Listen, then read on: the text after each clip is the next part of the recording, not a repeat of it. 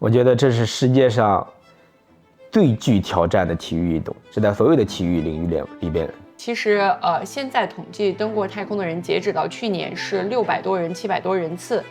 然后忘带一共也只有84人，所以我们才会管它叫说是比登天还难的这个一个赛事，就是它比上过太空的人都还少。你像它的排名是和奥运会、和足球世界杯、和 F1 赛车是并列的世界上最顶级的大赛之一。船长，对于你来讲，这个独臂到底意味着什么？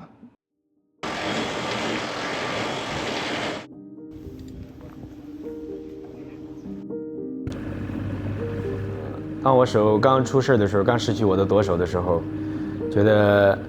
生活的方向完全都消失了啊！这孩子在整个村，在我们那个山区里边，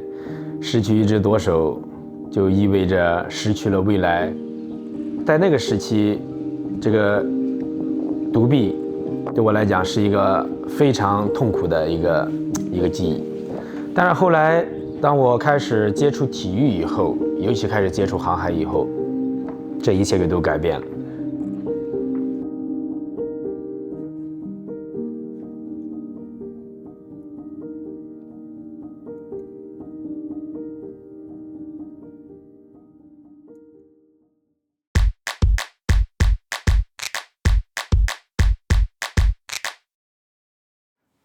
我觉得对常人来讲真的很难想象一只手臂去参加顶级的体育赛事，实际上一只手臂做很多日常的事情好像都很困难。我经常会告诉所有的媒体，我说我是一个独臂船长，然后很多的媒体经常都会很小心的问船长介意我们提独臂的这个事情，我说为什么不能提呢？我说独臂有什么不好呢？我觉得它现在就是我身上的一个非常健康的一个符号，没有任何的问题。所以周围包括我很多朋友，包括我们有很多的媒体啊记者，当他们来到我的身边，来到我的生活里边去拍摄记录的时候，很多人都会有一个共同的感受，就是完全意识不到船长只有一只手。船长，您当时在那样的挑战的情况下，你是怎么有勇气去选择到一个身体性运动呢？因为如果你成为一个诗人，像北岛，顾城，那是一个知识和文化工作，但是您做了一个高度 physical、高度身体化的工作。对，这也很有意思。尤其我手出事那一段阶段，其实我不得不承认，有那么一短暂的时间，我是感受到有一点点的自卑的。我觉得生活完全被打乱了。但是后来，我突然有一天，我在体育场，当时在我们那个学校的体育场上面一场足球赛当中。然后我踢进了一个非常棒的一个射门，然后我得到了很多在场的这些同学们的一个欢呼声。我一下子从体育场我就找到了一种自信，我突然就觉得，我似乎找回到了一点力量，所以就这样，后来就影响到了我就开始我觉得我就要做体育，因为尤其我在手出事的时候，我的身体健康的状况也非常糟糕。但从那个时候开始，我记得我当时我住的房子，我住的家。和我的学校差不多有10公里左右的地方，那时候我们的同学上下课都是要骑着自行车回家的。我那个时候就每天就跑步回家，跑步上学，每天往返10公里、20公里就这样跑。所以从那时候开始，到后来开始在腿上绑上铅带，绑上配重跑，然后到后来有一天，我突然发现我跑得比所有人都快了，我成为学校里边跑得最快的人，我就开始慢慢的就找到了自己生活的勇气和乐趣，所以就从那时候开始，我就开始走上了体育这个轨迹。我甚至就开始下定了决心，我一定要成为一个优秀的体育人，不管在任何项目上，我要去尝试一下。对，这完全是您自己的这个主观的一个精神的一个过程，还是当时有一些您身边人对您的影响和推动，来自家庭或者是其他人？我觉得应该是自己主观上的吧。你知道，在我们小时候，我的那种生活环境里边，最大的问题就是什么样的环境？就是我是在一个农村山村里边，在农村，在一个山村里边，然后我们的父母，我的家庭呢，又都是农民，就是说我们的生活里边没有任何人会告诉你说你应该有梦想啊，你应该去尝试呀，你应该去突破呀，你应该去努力呀。没有任何的这种概念，周围也没有任何的影响。但是后来就像我说的，谁去让我去跑步，每天10公里、20公里，其实非常辛苦，尤其在我那时候那个身体状况，就是如果这个东西不是主观的话，是被动的话，我相信你可以从0开始，但你不可能从负分开始，因为如果任何人劝你说你努力吧，你根本就忍受不了那个从负分到0的那个过程，更不用说从0到100分了，对吧？所以那个时候就是因为就自己不知道为什么在潜意识里就开始强迫自己，告诉自己我就要去跑，我就要去跑得更快，我就要成为那个跑得最快的人，我就要努力，对，慢慢的就这样开始。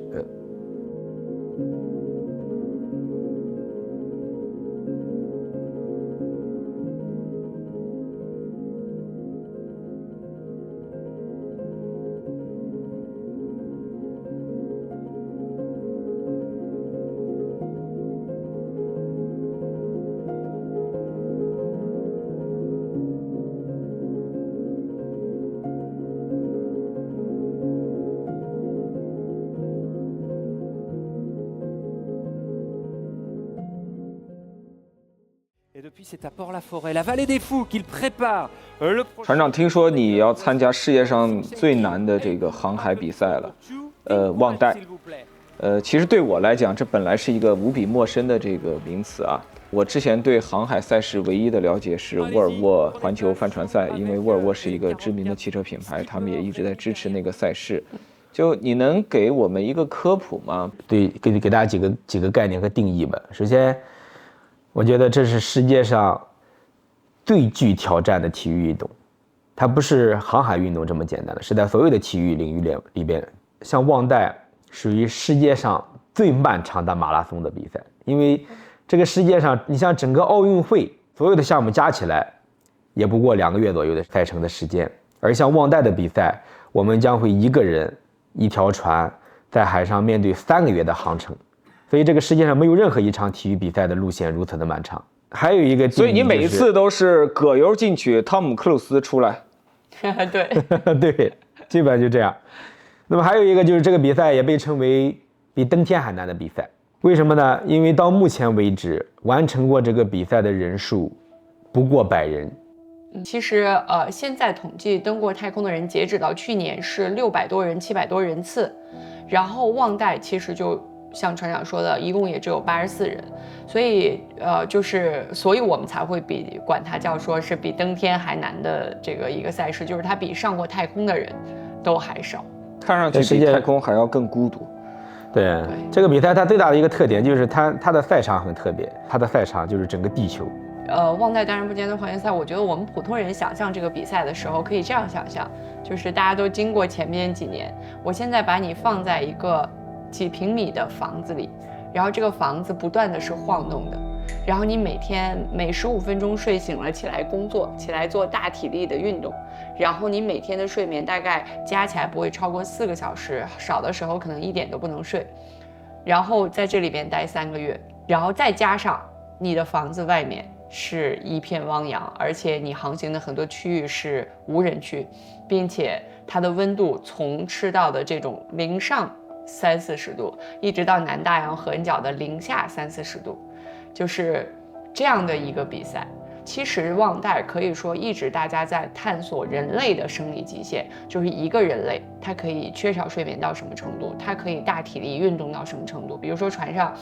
船长的一面主帆大概是100公斤左右，他就是要一个人去做这个升帆，去把帆抬上来，去升起来它，甚至于去修补帆。而且这个比赛有一个很重要的就是，它首先是 solo， 就是单人，然后是 non stop 不停泊。因为你知道现在有一些比如说大家熟悉的沃尔沃环球赛，首先它是团队，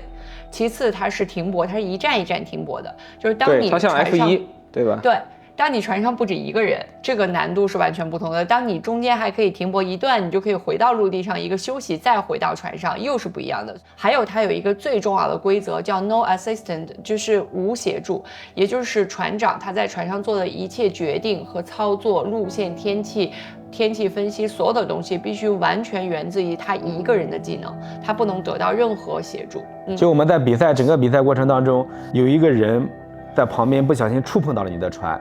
你都会被取消资格，都会。历史上曾经有船长自己停泊想要修理一下船，结果有俄罗斯科考船的船员不会英文，他就想要帮忙，他就跳上了那个船长的船，那个船长就被取消资格了。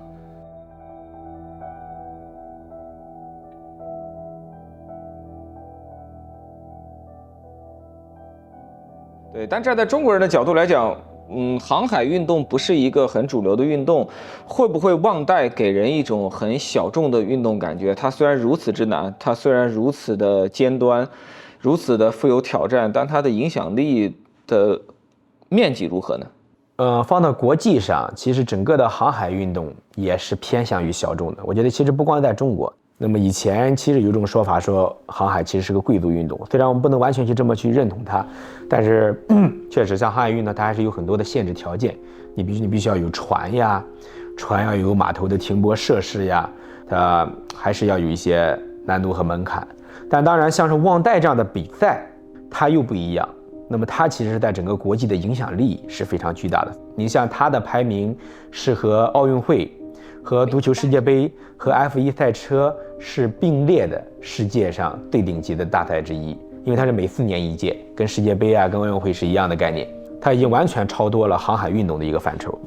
船长刚才说的一个特别好，就是航海运动是小众运动，但航海赛事不是小众赛事，这是为什么呢？就是因为在国外，其实他们把航海赛事已经发展成一个文化标签，一个嘉年华的感觉。我这边有几个数据，就是在2022年的时候是足球世界杯的年，也是我们参加这个朗姆路的年份。足球世界杯当时现场观众是150万人。大家觉得是非常热闹的，但是当年我们在朗姆路现场，我们的赛事村是220万人，就是它的数据是高于足球世界杯的数据的现场观众，包括这个媒体量。我们比如说忘带，它在法国得到的这个全民认知度是93%。就当我知道这个数据的时候，我有跟官方确认过很多次，我说我不相信有任何一个赛事可以做到这个认知度。为什么？就是因为在法国，第一，它已经成为国民赛事，它是文化标签；第二，它是进校园的。忘带这个赛事，它的课程是覆盖全法1500万学生的，它根据不同年级，从幼儿园一直到大学。不同年级有不同的学业方案，所以他已经把它变成了一个全民普及性教育，以至于法国有一个就是谚语，他们说如果忘带冠军想当法国总统，那法国永远不会换届，就是因为全民的认知度、好感度都非常非常的高。你知道达喀尔拉力赛在海外传播的时候，他管自己叫陆地上的忘带环球。就是因为它的认知度、它的媒体度是不如忘带的。那在法国之外呢？我听说2024年会覆盖到220个国家和地区，就是它的覆盖率是非常高的。像典型的代表，像是英国、瑞士、美国、新西兰、德法意志这些国家，西班牙、葡萄牙，这些都是典型的航海文化的一个代表国家。那么像在这些欧美或者西方这些世界来讲，他们对于航海运动的关注是非常高的。就像刚才说的，小众运动并不是所有人都会去参与的一个运动，去接触到的一个运动，但是很像 F1， 对，很像 F1， 对，不可能所有人去看 F1， 但是所有人都知道 F1， 所有人都关注 F1， 所有人都崇拜 F1。这个通常一个典型的忘带的这个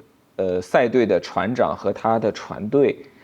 他们的一个生活工作方式能跟我们介绍一下吗？其实我有看船长你的这个视频号啊，但我感觉你的分享特别的平易近人，但在我们想象中，这个生活方式应该是非常特别的。这个鲍里斯船长他们赛队可能是我们整个IMOCA组织当中比较好预算、比较大赛队的类型。那他们赛队是大概长期工人是有49个，然后还有一些短期工人。他们都是有专业的分工，像一般一个标准的IMOCA赛队，像刚才介绍了，像德国赛队，像哪怕日本赛队，现在也有长期的标准的固定工作人员，有25个人左右。那么像他们这种赛队，就是完全跟一支 F1 赛车队的配置是一样的，就是大家都是有专业的分工，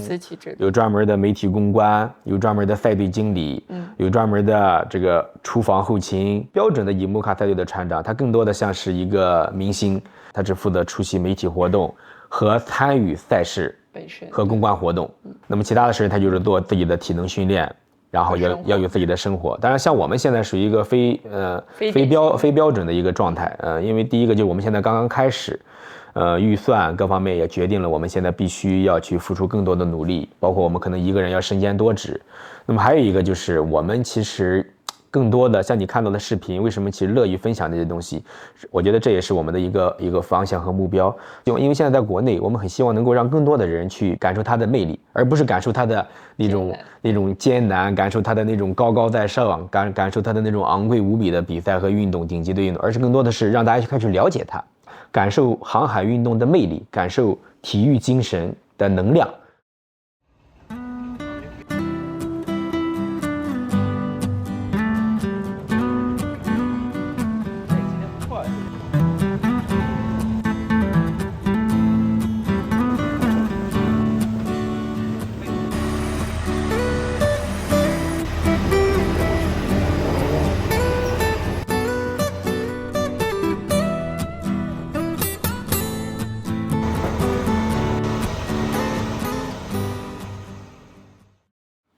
船长，聊聊你的这个船吧。你有一个顶级的赛船，叫 IMOCA 60。这个船我听说你买的是二手的，为什么不买一个全新的呢？太贵了。对，因为像我们现在这样一条超级赛船，一条全新的赛船的造价，大概要在900万欧元到1000万欧元都有。所以比法拉利的 F1 赛车看上去还要再贵一些。我在网上查到的 F1 赛车的价格可能是在100万欧元，但看上去你的船是一个价值1000万欧元的这个装备。是的。我也看到新闻报道啊，你是花了大概200多万欧元买到这条船。为什么它的二手和一手的价差会有这么大？像我们现在拥有的这种超级赛船，在全世界只有20多条，而且每一条都是独一无二的。那么它对于这种科技和技术的追求是无止境的，所以那么也就意味着它的技术更迭非常非常的迅速。那么也并不是意味着说晚一代的船的技术的性能就差很大，就像是手机一样，你可能一个新款的一个手机和上一款差别了一点点，但是可能被淘汰的手机的价格就会快速的缩水。所以那么我们这个船的那么特点呢，就是因为它已经不是最新款的了。那么当然这带来一个问题，就是像我们现在选择这个赛场的时候，选择这条路线的时候，包括买这条赛船的时候，其实就已经决定了我们永远没有机会去赢得这场比赛。对，就你的资源、你的配置、你的条件已经决定了你注定在参加一场不可能赢的比赛。听上去有些遗憾，但是即使是一条二手的 IMOCA 60，它也有200多万欧元的这个售价。一个 F1 的赛车，它有先进的发动机，它是有燃料的。你的这个船都没有一个动力系统，为什么要这么贵？咱们可以设想一个概念，就是你想让一台车让它跑得快，你只要能够不断的给它装一个更大的发动机就足够了。但是你像我们这种帆船，它是完全无动力的，它是完全要靠自然的力量，靠风的动力，但是又要让它达到一个非常高的速度。那么这个带来的难度，可能比你制造一台更高需要的发动机还要难。所以像我们这条船，首先它的造价，因为这么大一条船全部都是由碳纤维、钛合金这些航天材料来建造。还有呢，那么就是因为我们的船和汽车又不太一样，你汽车是面对的我们这种人为的路况，都是铺设好的公路，而我们的船是要到海上去面对这些最恶劣的自然环境。所以无论对于材料的强度呀，还是对于结构、对于设计，都有着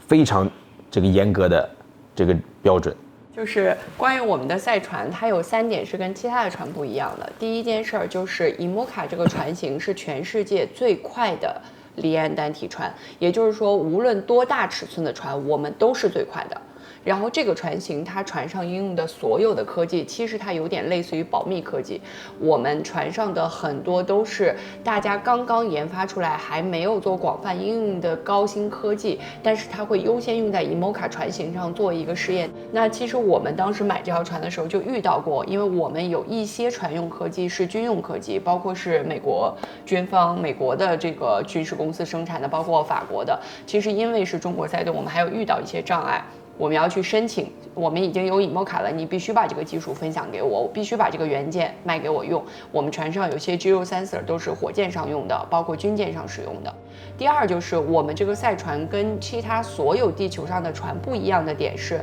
我们正常买一条船，无论是军舰还是货轮，还是你普通的船，都会有一个最上限的风力海况限制，但是我们这条船是为地球上存在的风力设计的，是什么意思呢？只要地球上有的风，我这条船就能活着过来，所以这条船才能带着一个船长去合恩角、去南大洋，所以这条船才能被称为世界上最顶级的赛船、最坚固的赛船，因为它只要地球上存在的风力海况操作得当，它就是能好好的穿越这样的地方。何况船长他们航行跟我们普通人航行特别不一样的点，就是我们是看哪里没有风暴，他们是看哪里有风暴，因为这条船的高速度必须是由风暴带来的，他们就是在不断的寻找风暴、穿越风暴的过程。然后第三个就是我们这条船跟普通的船不一样，大家理解的帆船它都有一个倾覆角，到某一个角度它就翻掉了，但我们这条船是通过龙骨的控制，它可以360度旋转的，也就是遇到极大风浪的时候，它即使倾覆了，船长通过密闭操作，它的室内是密闭的，它可以通过龙骨自己把这条船翻过来。所以就是这样的，也包括我们船上的元件，普通的船上永远不会有这么多。我们船上其实小的定位元件，各种高新技术加起来一共有360多个，所以这个船上集结的技术、科技、材料，才使得它会有这样的一个造价。对。Hello， 朋友们，大家好！我们现在在西班牙的贝尼斯特角的附近了。现在是我们咖啡路前后的第3天了。那么在过去的3天里边，这是非常艰难的航行，我们一直在与风暴为伍，所以一直在跑大逆风，特别的辛苦。速度非常慢，因为我们的船帆在在第1天晚上的暴风的时候就已经受损了，所以我们现在做了一个紧急的临时的维修，但是并不能让船帆达到100%的状态。Hello, Mike. How are you? Right. 然后今天还是旺代的倒计时1周年了，现在还有365天就是旺代了。从现在开始计算，那么我们的终极目标越来越临近了。咖啡路、朗姆路都非常的艰难，但是我们都必须要拿到充足的积分，所以这对我们非常的重要。那么像现在我们走的每一步都非常的小心，我们不能损伤船，不能损伤船帆，必须安全的完赛是我们最大的战略目标，好吧？好了，朋友们，不多说了，我们现在要准备换帆了，然后过几天我们见，拜拜。我在某一个关于你的报道当中还看到，你开这台 IMOCA 60，你跟你的老外船长搭档以及你的团队的策略是求稳，因为你说过你支付不起一次大修的费用，然后你在视频号里多次抱怨法国的这个电费偏贵，这看上去是我们非常普通的老百姓天天在操心的这个柴米油盐的问题啊！我没有想到一个花200多万，对吧？欧元巨资买船的人还考虑电费啊！我以为你从来不看电费账单，就是你要花这么多钱。对，其实刚才聊到了，说其实我说买这个船只是其中的一个难度，就你200万欧元买一条船，每年的维护费用，整个赛队的维护费用就是200万欧元，所以其实我们每年都要扔掉一条船。所以这还是在我们现在的一个运行的模式下，还是在现在，就是说一个人要身兼多职，要缩小团队的规模，不能去求快，不能伤到重要的设备。你像我们船上我们的一条桅杆，单独这一根桅杆的定价就是160万欧元，所以这就是这个船的概念。所以为什么不敢伤船？只有你了解它的运行的费用，你就知道我们真的要面临很多的阻力和困难。被一个工具给砸了一个非常小的一个小洞，但是在超级赛船上，尤其这种碳纤维的船体，这是非常严重的问题。任何一个小洞，如果带来漏水渗透，都会影响到船体的整个的强度和结构。所以呢，我们必须要快速的进行维修。现在我们就在修补这个漏洞。这是我们的水翼，价值15万欧元，一定要小心保护，千万不要磕了。一台法拉利，一台法拉利。所以这几点，其实我们特别要感谢我们整个的这个国内的这个，感谢我们的国家也好，我觉得其实往大了说，往小了说，其实特别感谢我们的赞助商和我们各种各样的社会的支持者们。因为你像我们这样的运动项目和奥运会不一样，我们属于职业体育，跟F1一样。像这些运动，为什么你会看到全都是在这些欧美的这些最发达的国家，去进行这些运动？你从来不会看到非洲，看到一些发展中的国家去进入到这样的领域，就是因为它真的需要一个强大的国家经济作为一个支撑。大家都吃不饱饭的时候，还都在维持生存和发展的时候，你不可能去做这些领域的。那么其次呢，像我们获得的很多的支撑，那么我们其实就是靠商业赞助。你像我们的赞助商呀，像我们包括我们的海口城市，包括我们的深圳投资，包括我们还有很多的一些品牌商，有中国的，也有国际的，也有法国的一些品牌商。那么他们都会加入到我们的赛队的赞助商的行列，提供资金呀，提供设备呀。所以，那么这是我们的一个运行的模式。那么当然，刚才你也聊到了一个很有意思的话题，就是我们每年我们的船200万欧元，每年还要花200万欧元去做赛队的运行。当然，既然我还在关注这点电费，就我们现在其实，你虽然听上去这些花销在现在国内我们觉得概念非常昂贵，但是我们真正放到我们这个领域的赛场上，我们真的是一支非常的一个初级的一个 basic 的一个团队。所以平时我们唯一能省的就是我个人，所以平时我唯一能省的就是我个人的电费啊，我个人的一些饮食的标准呀，一些生活的标准都需要去压缩和降低。但是像船上很多的开支你是不能去避免的。看上去缺乏一个很有实力的中国汽车厂家的支持啊！你也知道，现在新能源品牌如火如荼，而且我觉得今天有一个特别大的变迁，一个是您刚提到的中国的国力和经济不是10年前、20年前的状态，另一个区别是，今天很多的中国车企在试着把自己变成全球市场的成功企业。正在这条路上，就像你和阿九出海了，实际上很多中国车正在出海，所以也许是一个很好的一个机遇，在我看来，因为你们俩都是新能源、环保和这个科技的这种价值观是非常吻合的，从某种程度上来讲。你像刚才就说一个车企出到欧洲，对于欧美的文化，他们的认知看到的这个车企，就跟看到的我们来了一支新的中国船队是一模一样的。突然来了一支中国船队，他们是谁？他们怎么来的？从哪来？为什么会进入到这个领域？我们很希望未来我们不但陌生，我们未来将会成为这种赛场，成为这种领域里边的常客。一方面让他们来了解我们的企业，了解我们的国家，了解我们的这个品牌。那么一方面呢，我们也得让中国人去了解欧美的文化，大家要去建立一个有效的沟通和桥梁。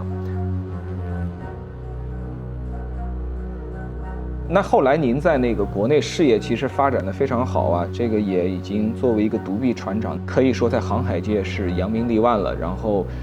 我也看到以前你在国内其实就有很好的这个生活，那为什么还要选择来到异国他乡，过着一个更漂泊啊、更冒险？然后也其实没有确定性的这样一种生活，然后你在追逐的这个比赛看上去有点过于困难了，就为什么要选择这样一种出海的全新挑战呢？其实我觉得这也是体育给我们带来的一种东西，就是最后让这个努力，让这个坚持成为了一种习惯。你可能也许在最早期的时候吧，确实不得不承认，可能是为了想去改变生活、改变命运，但到后来最后发现什么才成为你追求的最重要的一个，你生命当中所追求的一个最重要的东西，就是梦想。最后发现这个才是我生活当中的全部。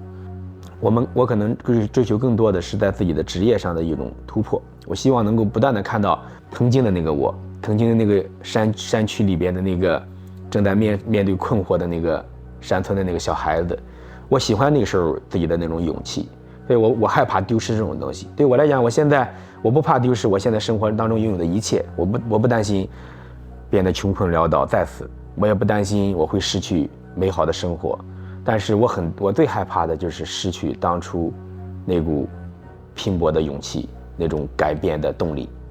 那阿九，你为什么称船长的这个梦想是一个卑微的梦想？这个词让我有很多的联想。我最开始遇到船长的时候，我就是一个媒体记者，然后去了解他的故事的过程中，我其实觉得我们正常人可能一直想到的梦想都是高大上的、阳春白雪的，说你既然拥有梦想，你得是个多富有的人。包括船长去实现上一个环球的时候，你知道在媒体报道当中，底下的网友留言最多的都是家里有矿，他家有钱，没有钱怎么敢想这个？首先他拥有一条船。但其实你知道，所有的梦想家，真正那些实现梦想的人，他们奔向梦想的路途和姿势一定是卑微的。船长可能在当年环中国海的时候，他要吃盐水煮面，他要一个人脏兮兮的干活，他要去打磨那些东西，让自己肺部受伤。所以我当时说，我就要写这件事。你去看徐金坤，他可能不是一个典型的我们觉得能够实现庞大梦想的人，他不是一个有背景的人，然后就是一个村庄里，甚至于在村庄里，他都是那个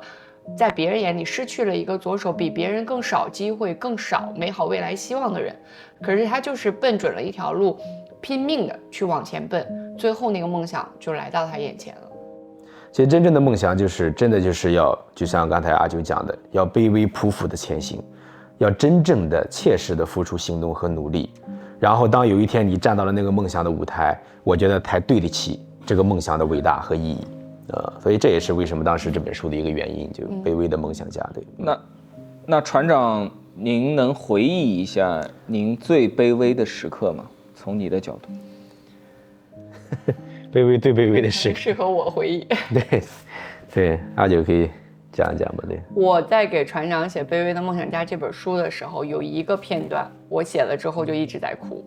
因为当时这个是船长进入他们的体校，然后去训练，然后当时其他人都是高年级的，已经训练很久的专业的体育运动员，他是刚刚从村子里自己敲响了体校的大门去训练的，所以他的力量、状态各方面都不如这些人。然后他当时有一个场景，就是他们那个体校是煤渣跑道。他们因为要他们跑就是3-2-1的那个训练，跑完了之后他就摔倒在那个煤渣跑道上，然后就是鲜血淋漓。但因为当时家里农忙，也没有人能管他，然后他就一个人是在体校附近住。他就说他就是鲜血淋漓的爬回家，然后发烧，然后就睡一宿浑浑噩噩，然后第二天就幻想着做梦，梦见妈妈来了看他，给他煮碗热面。你知道，当一个年轻人，他对未来是黑暗的，他不知道往哪儿奔，他唯一拥有的就是他觉得我体育不错，我身体不错，我就要使劲奔。我也不知道这条跑道会通到哪儿去，我也不知道我这个坚持能给我带来什么，但是我只能在这个夏天拼命的在煤渣跑道上跑，哪怕鲜血淋漓，哪怕第二天发着高烧，哪怕疼痛不已，但我就是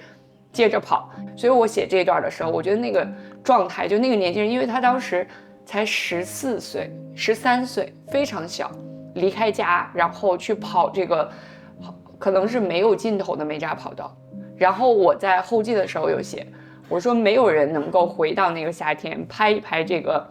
煤渣跑道上鲜血淋漓的少年，告诉他说，未来给你准备了丰富的宴席，跑吧，你的前方有希望。就我觉得那个场景可能是因为没有人能帮他，也没有人能陪他，也没有人能告诉他未来有希望，他就只能